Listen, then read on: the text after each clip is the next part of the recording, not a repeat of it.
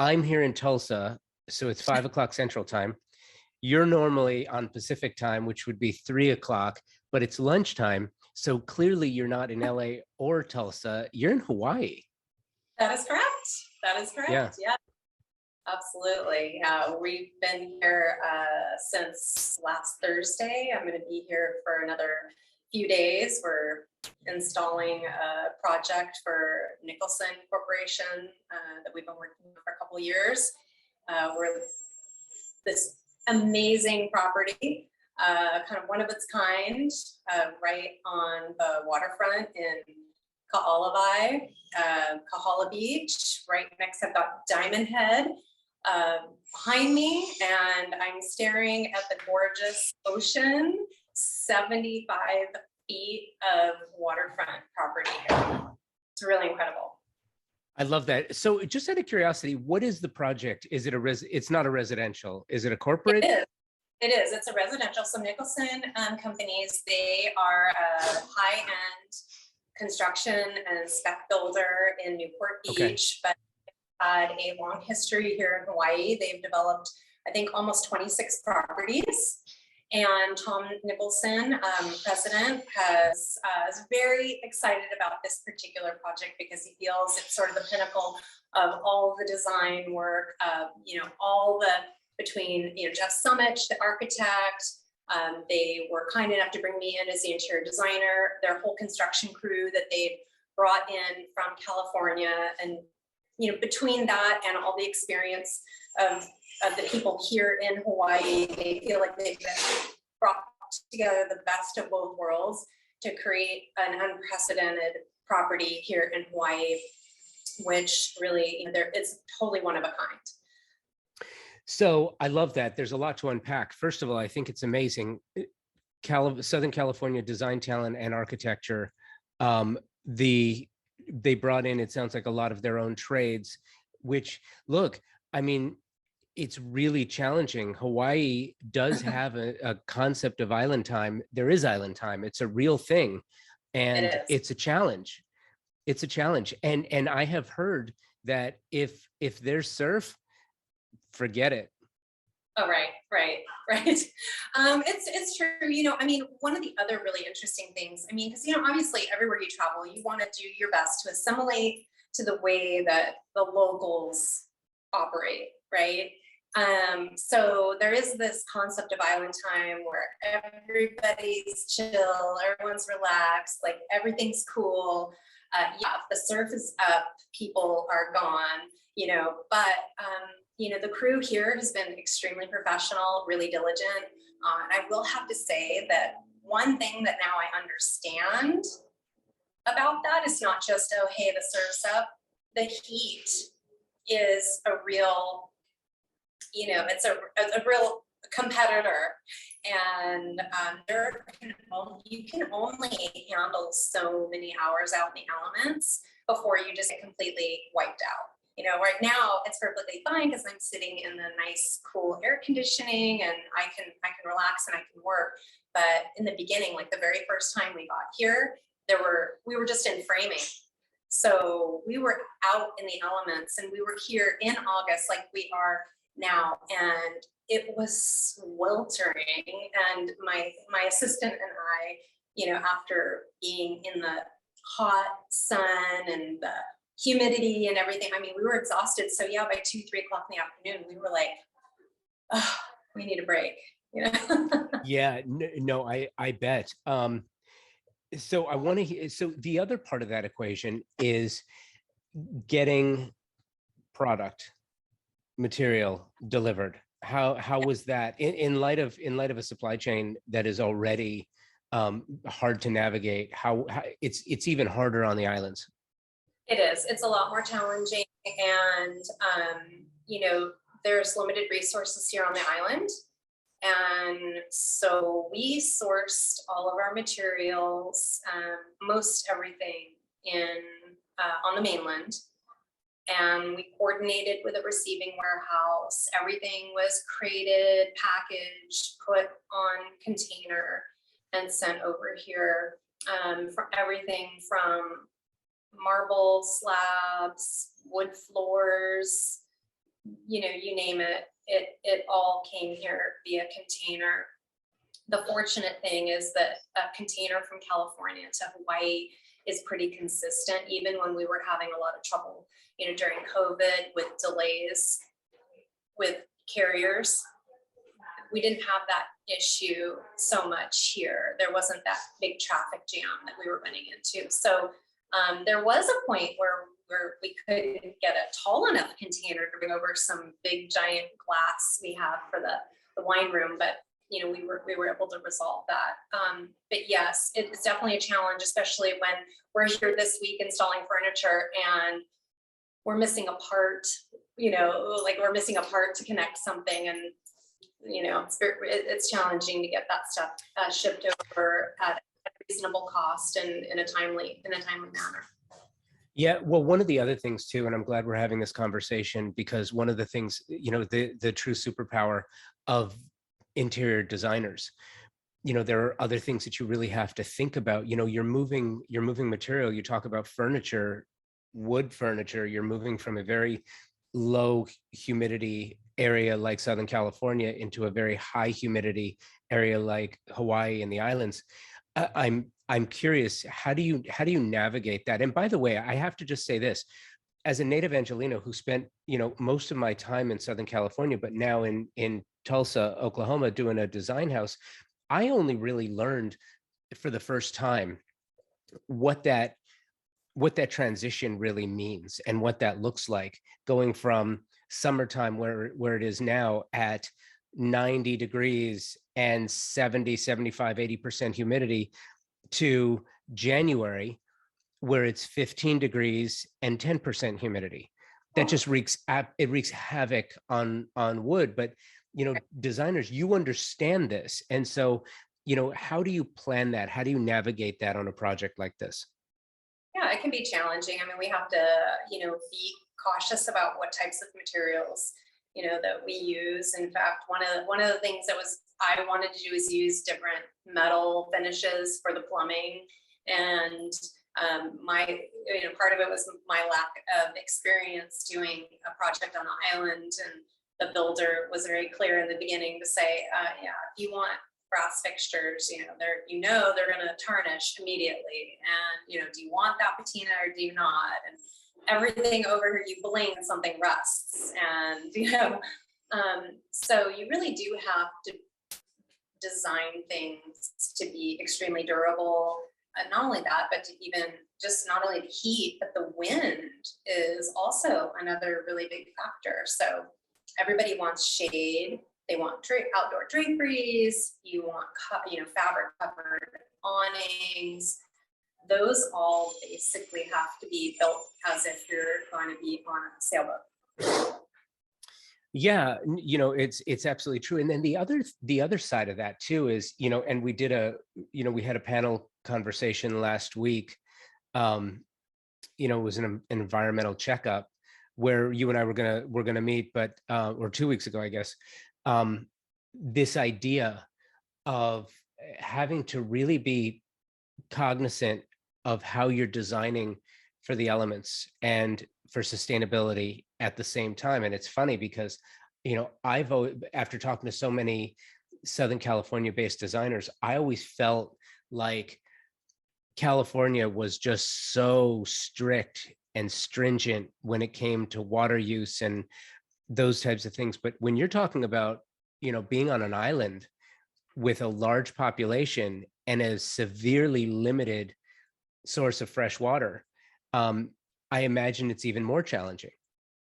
Yes, and one of the things, and it's interesting that you bring that up about sustainability, because I've been obviously that's something that's important to me, but one of the things that we cannot control, like we can control a supplier that we work with, or we can control what type of materials that we're going to use and what types of fabrics we're going to utilize, that type of thing. But I think as an interior designer, sometimes when you look in terms of how things are actually manufactured,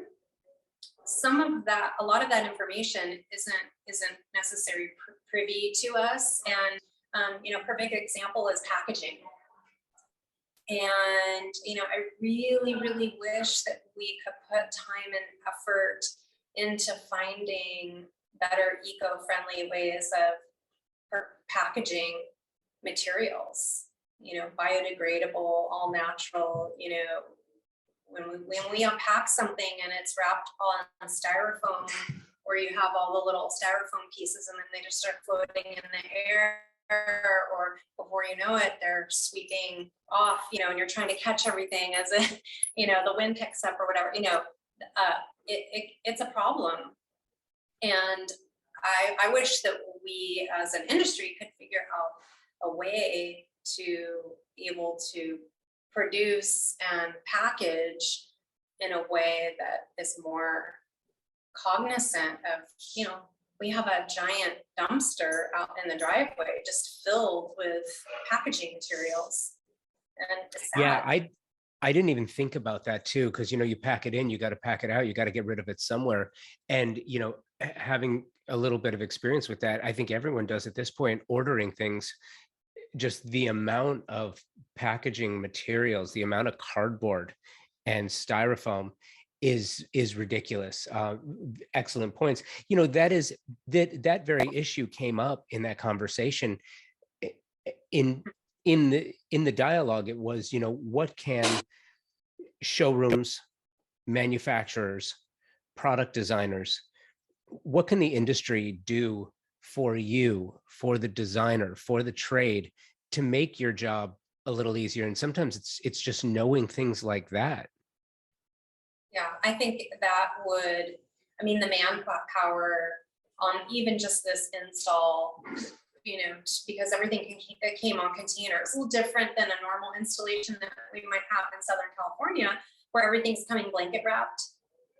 And so we might pick it up directly from the manufacturer, put it on a truck, take it to the job site.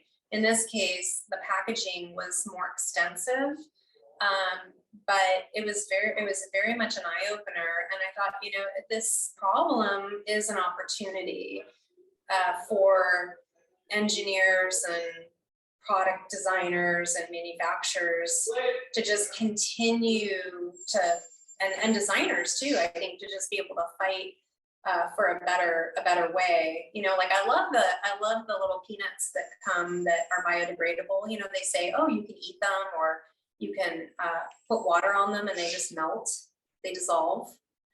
And we even have some like old plastic bags that are, they feel like plastic, but they're from a company called Evolve Together, and you literally, wet them and they disappear.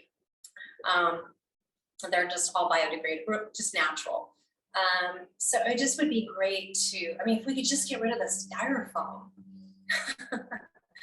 Yeah. Why do we need you? It's terrible. So yeah, so that's really like very much. And like I said, I'm staring at the gorgeous ocean out in front of me and all this beautiful nature, and we want to be able to take care of all of that and be able to enjoy it and take care of our planet.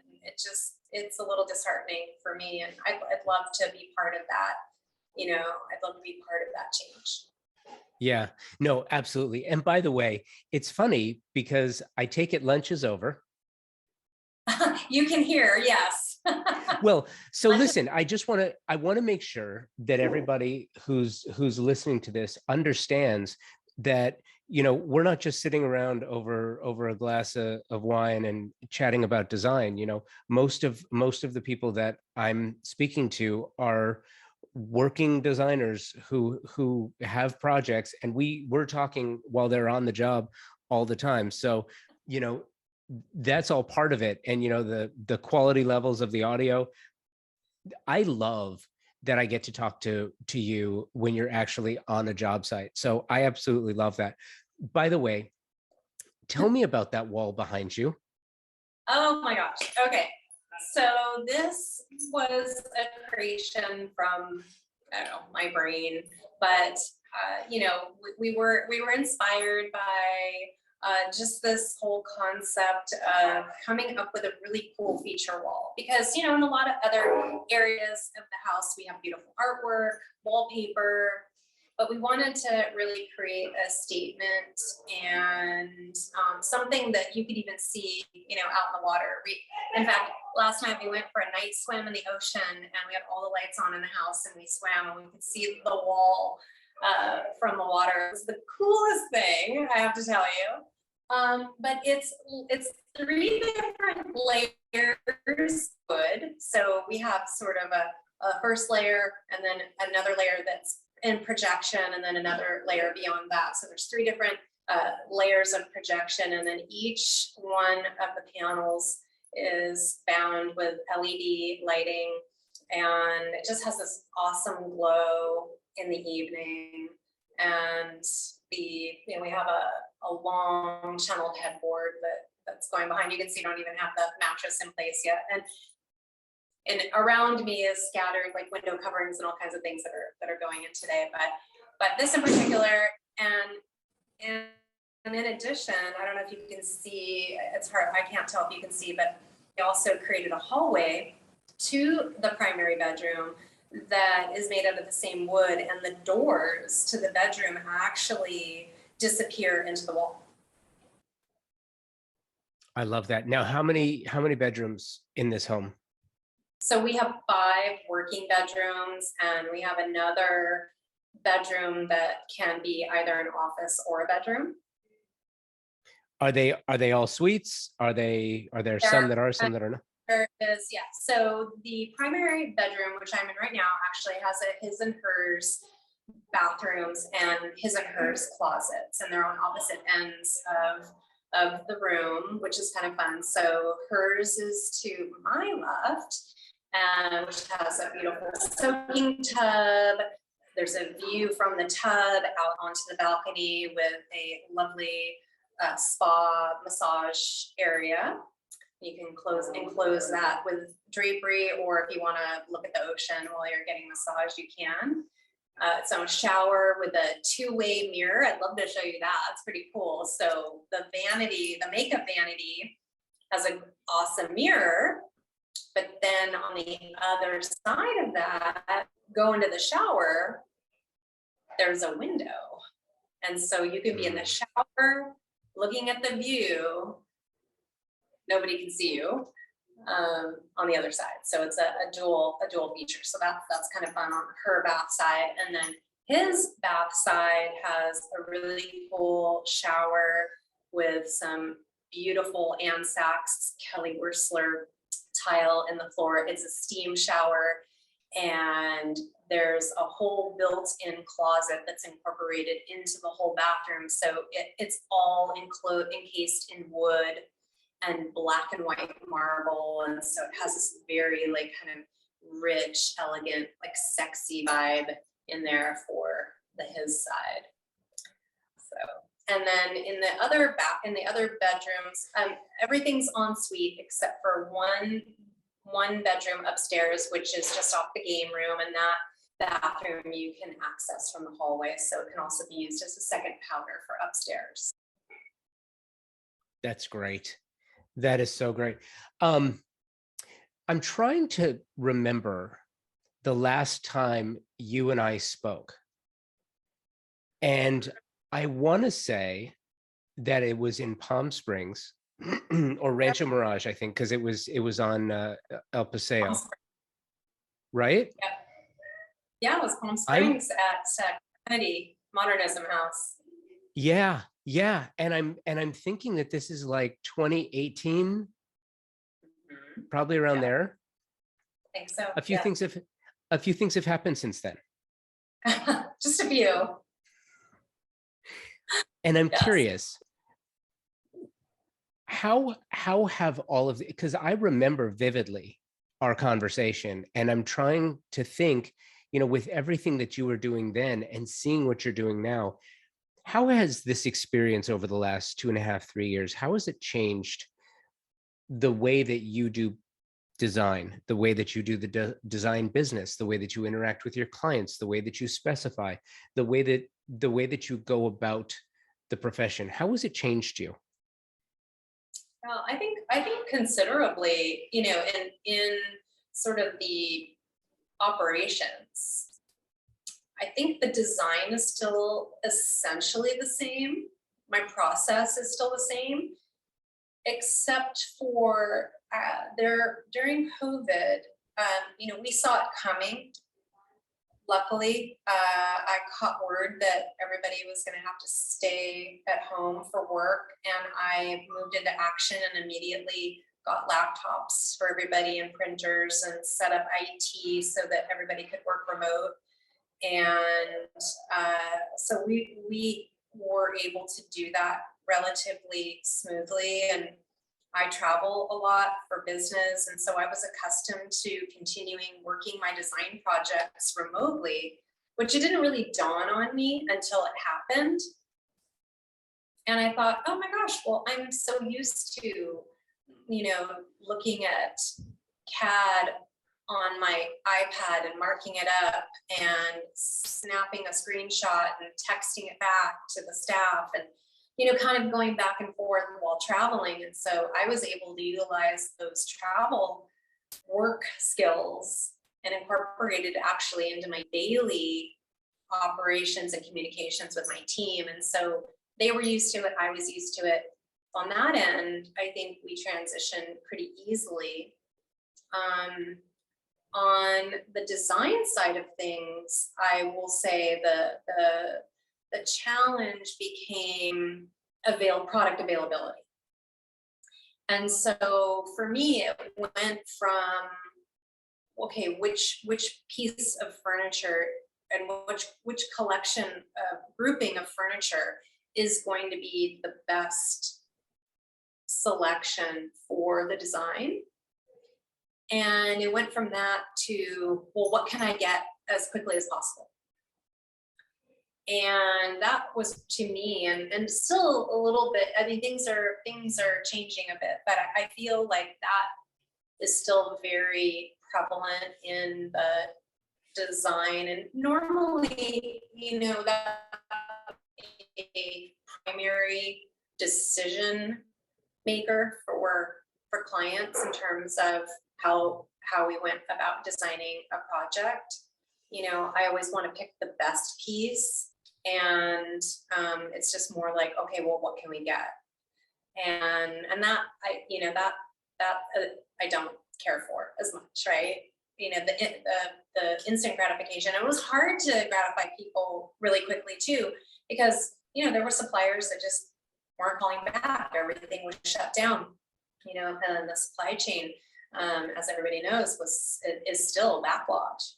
So I think it was just about, for me now, communicating expectations and understanding, and now instead of maybe picking, one or two options for people, we're having to make a lot more deeper selections and maybe show people 5 or 6 things and say, here is what we want, and this is what we recommend.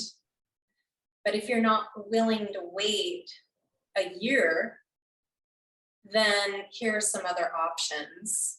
And then let's have a conversation about it. What is really important to you and why?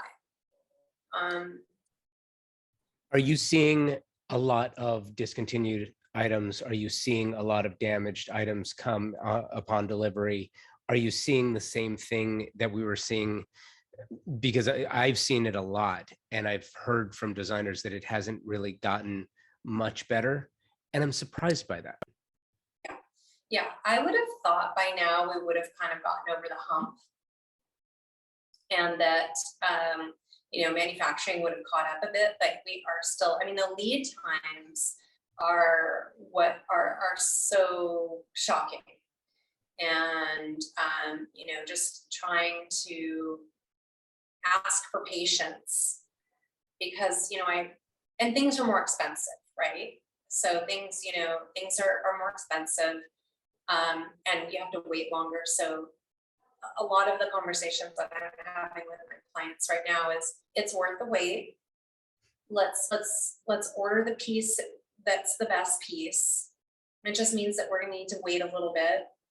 And and in some cases, and I'm sure you've also seen this too, we're turning towards, and we talk about sustainability.